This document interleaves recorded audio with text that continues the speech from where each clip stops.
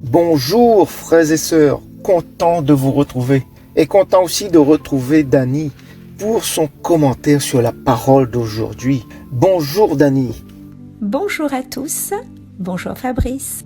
Mais avant de t'écouter, nous allons prendre ensemble le chant de l'Alléluia pour l'acclamation de la parole. Ta parole est éternelle, Alléluia, la bonne nouvelle. Alléluia, ta parole est éternelle. Alléluia, la bonne nouvelle. Alléluia. Tu es béni, Père, Seigneur du ciel et de la terre. Tu as révélé aux tout-petits les mystères du royaume. Alléluia. Ta parole est éternelle. Alléluia, la bonne nouvelle. Alléluia, ta parole est éternelle. Alléluia, la bonne nouvelle. Alléluia. Évangile de Jésus-Christ selon saint Luc. En ce temps-là, Jésus disait: à quoi le règne de Dieu est-il comparable? À quoi vais-je le comparer? Il est comparable à une graine de moutarde qu'un homme a prise et jetée dans son jardin. Elle a poussé, elle est devenue un arbre, et les oiseaux du ciel ont fait leur nid dans ses branches. Il dit encore: à quoi pourrais-je comparer le règne de Dieu? Il est comparable au levain qu'une femme a pris et enfoui dans 3 mesures de farine, jusqu'à ce que toute la pâte est levée. Acclamons la parole de Dieu.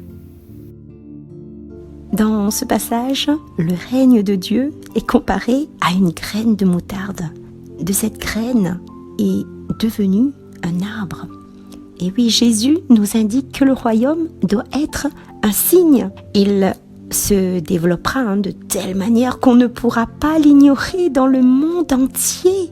Et oui, alors dans tout mouvement spirituel, dans tout mouvement révolutionnaire, doit se concrétiser dans une institution qui lui donne un corps et le rend visible et efficace.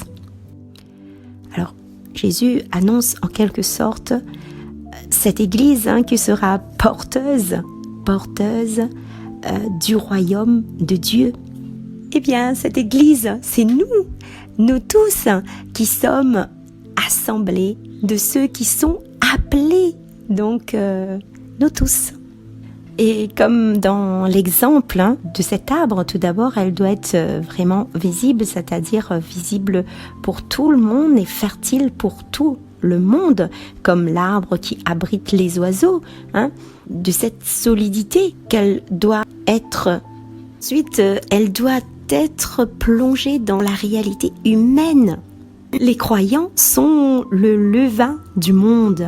Ils ne doivent donc pas vivre séparés de ceux qui ne croient pas.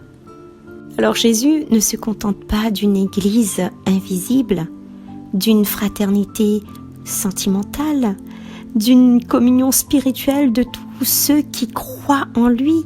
Il veut un arbre immense pour que tout le monde puisse voir que la graine était bonne et pleine de vie.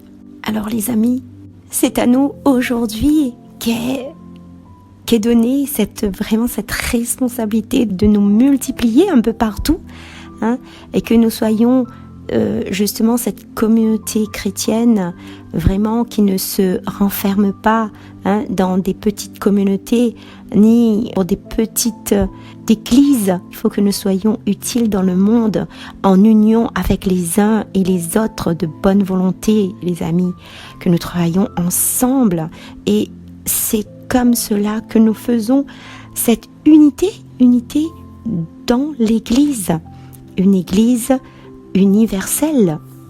Cette église doit être le levain dans la pâte et non pas formée d'une pâte à part, mais vraiment qui se voudrait un peu plus raffinée. Non, le levain transforme l'histoire humaine, non pas en conduisant tout le monde à l'Église, mais en répandant l'Esprit qui donne la vie sur toutes les activités humaines. Eh bien, pour nous aujourd'hui, que représente-t-il ce royaume, le royaume de Dieu? Est-il au centre de nos vies? Cette branche où l'on peut s'appuyer, s'accrocher, se lier afin de vivre, mais non de survivre, car le royaume de Dieu est pour nous toutes, pour tout le monde. Et toi, veux-tu en faire partie? Jésus veut qu'une chose, c'est de grandir en toi, en moi, en nous. Il nous aime et il nous veut comme compagnons de route, de voyage, comme à l'exemple des oiseaux qui construisent leur nid. Nous également, nous faisons notre nid dans le cœur de Jésus et nous y trouvons notre nourriture. Alors Seigneur Jésus, nous te demandons, viens à notre secours, viens par ta puissance, viens nous aider à trouver notre voie comme tu désires pour nous, Seigneur. Tu désires que nous fassions vraiment unité avec toi, Seigneur Jésus. Alors, viens nous éclairer sur ce chemin que tu nous proposes, ce royaume de Dieu que tu veux pour nous, pour tout le monde, que nous fassions tous église communautaire ensemble, Seigneur. Amen. Merci les amis de votre écoute. On se retrouve demain. Au revoir.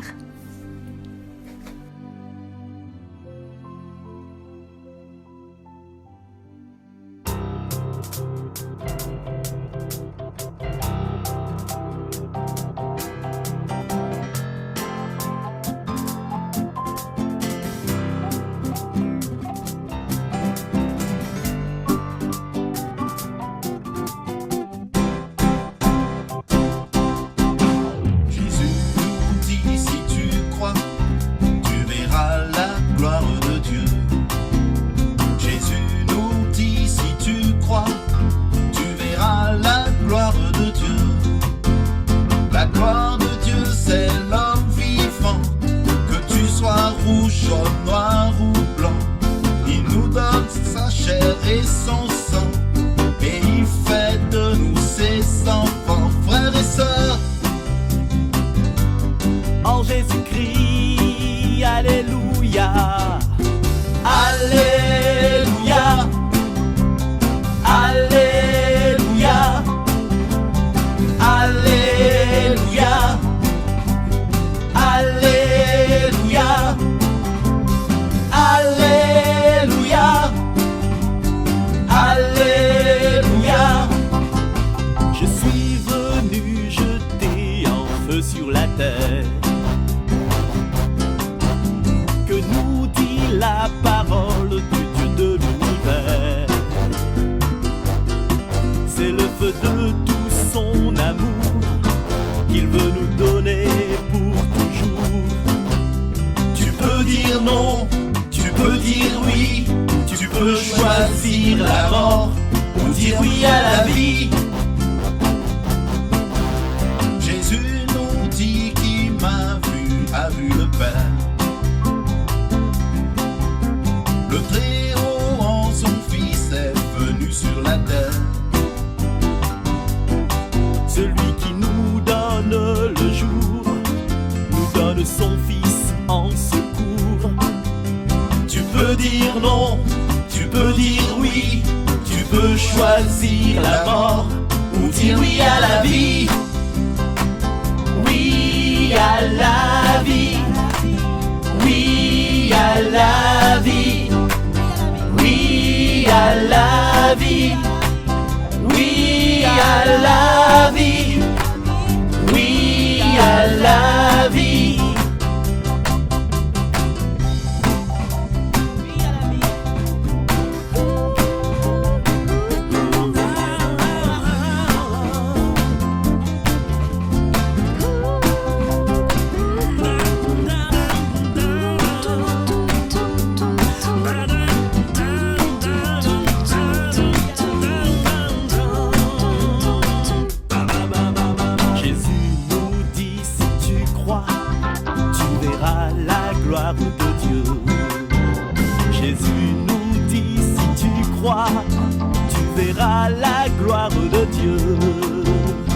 gloire de Dieu, c'est l'homme vivant.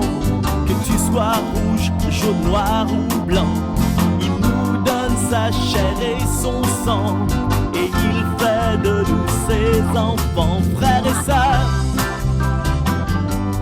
En Jésus-Christ, alléluia, alléluia, alléluia, alléluia, alléluia, alléluia, alléluia.